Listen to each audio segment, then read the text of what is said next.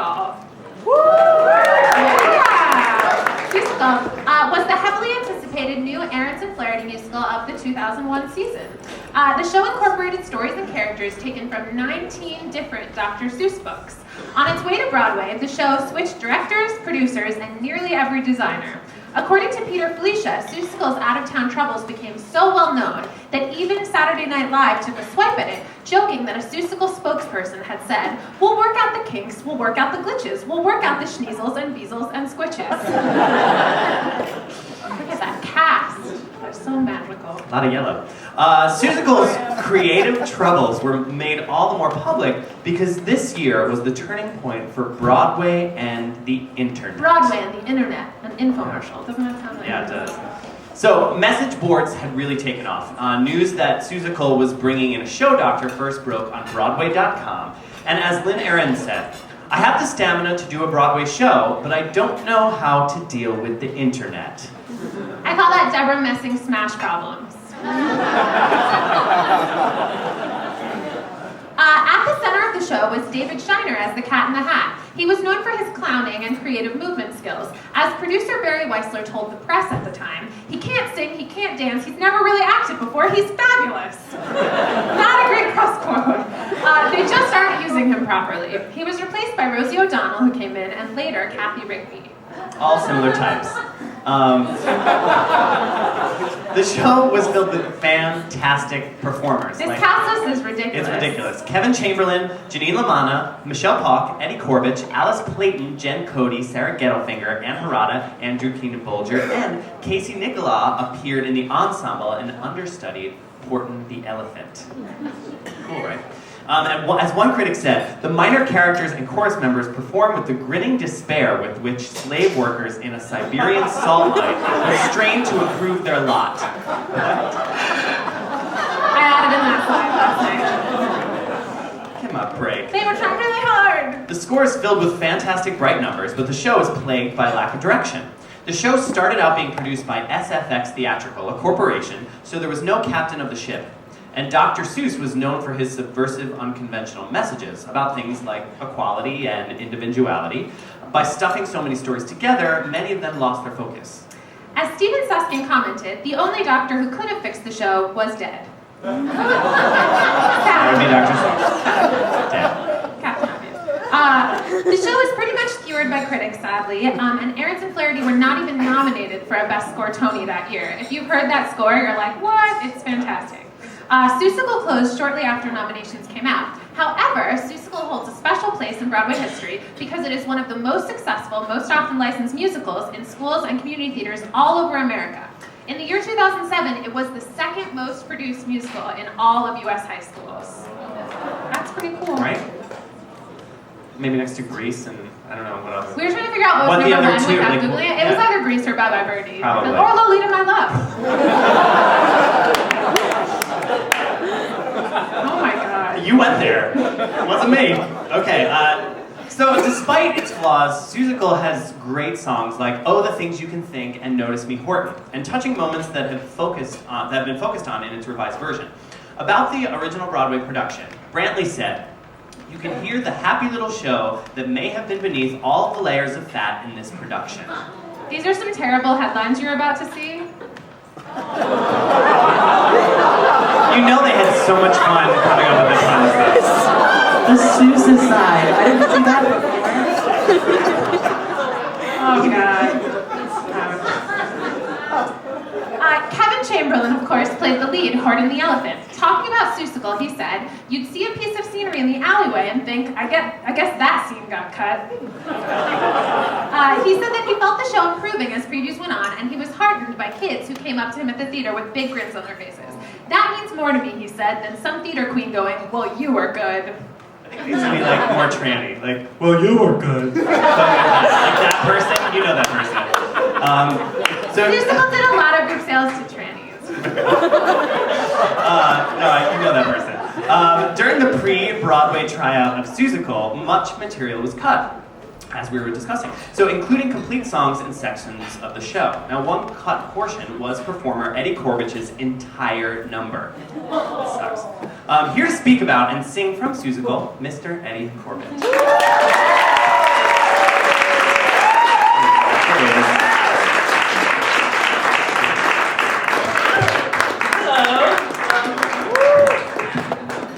Shiner was good. But Eric Idle was the original in the 2-week reading we did. And then Andrea Martin was the Cat in the Hat, and if that would have been the one. That was up in Toronto when we did it. Lorax, look, a mustache. And Richard Rogers, the 46th Street Theater. Richard Rogers, going back to, yes, okay. Lorax. You know, I keep forgetting sometimes that I've had, and it's easy for all of us to do, a really, really, really fun career. Really, really good. And I tend to not be grateful sometimes, because I'm always looking for the next thing, the next thing. And something that never happened to me before, there was always little tiny things cut, but it didn't get completely cut at first. It went down to 5 minutes from what it was. And then it was just a vapid thing that didn't even have anything to do with the original. And then I got the phone call, the entire thing is being cut. But we're writing another number called Sala Salou. Totally different from the other Sala Salou we have in the show right now. That is going to stay. So I have 2 numbers called Sala Salou. I was like, okay, well that didn't happen either. And when that happened, Lynn called and said, look, oh, actually, Lynn called one, and Steve Flaherty called the other. And at that point, they said, you know what? We understand. You can go. You can just leave if you want. Because also the special thing about this was that I had always auditioned for a show before. This was one where they said, we have a wonderful number, we have a wonderful song, and we want you to do it. So that was fantastic. So they said, you can leave. And I said, I've been with this a year and a half. I don't want to leave. I want to make the album. I want to go to opening night. And I will eventually leave because I'm just Grandpa Who now, which is fine. But I will go the first of the year. Why not go the first of the year? New beginnings, new year. Great, thank you very, very much. In the middle of December, word comes out that David Shiner is being asked to go back to Germany for an extended vacation. It's true. It's true. And Rosie O'Donnell is coming in as casting. It's true. And so it happened. 2 weeks before Rosie came in, Bonnie Panson, the stage manager, came up to me and goes, when are you leaving? And I said, the first of the year, like the January 2nd, you know. She's like, I'm like, what? And she said, oh my gosh, we haven't even, look, Rosie's coming in, we just are going crazy with her. We haven't even begun to even look for your understudy. Could you possibly stay one more week, just one more week in January? And I'm like, oh, okay, I'll stay one more week, no problem. I'll stay one more week. In the meantime, they did not change my bow, which was a single bow. So Grandpa Who had a single bow. Luckily, 2 busloads of people from my hometown had been at that performance, and I got huge applause. And Jerome Pavona was like, I can't believe Grandpa Who got that applause. It was, without a doubt, the worst moment of my professional career. I took it all on myself. If I was only better, it would not have happened. If I was only better, it would not have happened. If I could hold an audience with this number, it would not have happened. You know we do this to ourselves. It was the worst moment, and continues to be the worst moment of my career. So we are getting ready to go on for the Butter Battle General Schmitz. Rosie is in. I had met Rosie, said to her, I'm so happy to meet you. And I love what you do for kids because I'm adopted. And she said, good for you. Oldest? I thought, you? Fine. Where was I? Oh, yes. Butter Battle. We're getting ready to go on for the Butter Battle. And I'm back there with Ann Harada. You know her?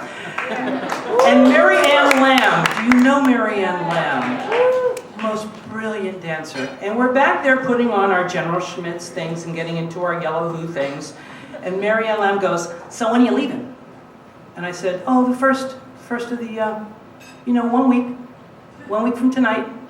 She goes, do you hear that audience up there? I'm like, yeah. She goes, okay. Why are you gonna go? Why are you going? You hear that audience, you hear Rosie, you hear that people out there? It's not gonna happen when Shiner gets back. When Shiner gets back, it's gonna be dead, dead, dead. Why do you wanna go? Why do you wanna go? Why don't you stay for the 4 weeks? Stay for the 4 weeks and go out on a high. I'm just saying. And Aunt Harada looked at me very sweetly and said, it's just because we love you, Eddie. It's just because we love you. We don't want you to go. And you're from one of the originals, and we don't want you to go. And I said, okay. So I go home to my partner, Andy, and I'm like, okay, what would I do? And he's like, stay. 3 more weeks of paycheck, stay. You have nothing. I'm like, okay, I'll stay. So I went in the next day and I'm like, did you get an understudy for me yet? And they're like, we're just having auditions. I don't know how we're going to do it in 1 week. And I'm like, how about 4? Because I'll stay till Rosie leaves. And they're like, thank you. So then I met her, and then she was like really cold. And then a week later, she would sit in the stairwell between her numbers. And I went out, because it was hot on stage, and I went out, and she's there, and she looks at me, and she goes, hey, doll, how you doing? And I said, okay. Look, can I ask you a question? And she went, okay. Steal. Look, my partner and I have been trying to adopt for a year and a half, and nothing is happening. What do you want? What do you want? You want a girl? You want a boy? Do you care if it's black, white, anything? I can get your mother in 2 days. I was like, what? She's like, I can have a birth mother for you in 2 days. Look, my lawyer's coming, you're gonna meet him tomorrow, and then we'll get everything set, you give us your home study, everything will be fine. And she suddenly became the most warm, wonderful person, and what I realized is that she has to deal with celebrities so much that she is protecting herself, but when it's a thing true to her heart, she becomes your biggest champion.